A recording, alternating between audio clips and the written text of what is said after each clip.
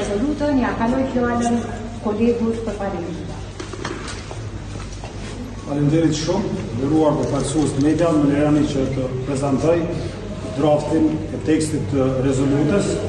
i cili është deponuar në kuvend para disa muajsh nga një grup intelektualesh, profesorësh dhe juristësh, dhe ndodhet në arkivat e kuvendit dhe pret procedimin, dhe ky është teksti që ne presim që të procedohet nesër do të miratohet në kuvendin e Republikës Kosovës. Unë para jush nuk do të lexoj komplet tekstin, do të paraqes vetëm disa nga pikat themelore të tekstit të rezolutës. Rezoluta në rend parë kërkon nga dhomat e specializuara, në zyra e prokurorit specializuar, që procesin hap ndaj shkrerëve të TÇK-s ta kthejnë në binar të standardeve evropiane për gjykim të drejtë dhe të paanshëm, dhe standardeve të përcaktuara me Kushtetutën e Kosovës,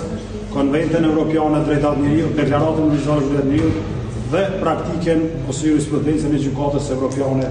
për liritë dhe drejtat e njeriut. E dyta, rezoluta ashtu kërkon që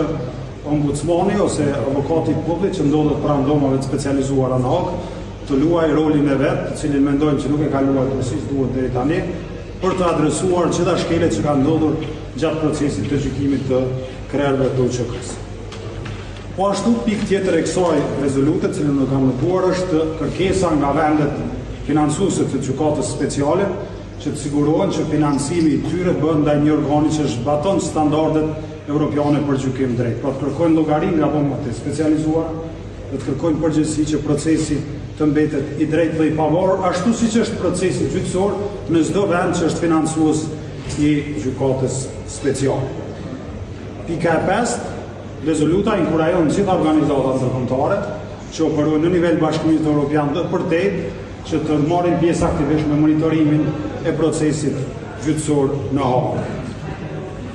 Pika tjetër është konfirmimi i zotimit dhe përkushtimit të institucioneve të Kosovës që me çdo mekanizëm përfshir financimin e duhur të mbrojë luftën e drejtë të çlirimtare të Hashim Thaçit, Kadri Veselit, Jakub Krasniqit dhe Recep Selimit. Ne besojmë që teksti i rezolutës është i hartuar në mënyrë profesionale nga ata që kanë qenë autor dhe sponsorizues saj dhe kanë deponuar në kuvendin e Kosovës në formën e një peticioni, dhe besojmë që është një tekst që do të miratohet nesër në kuvendin e Kosovës.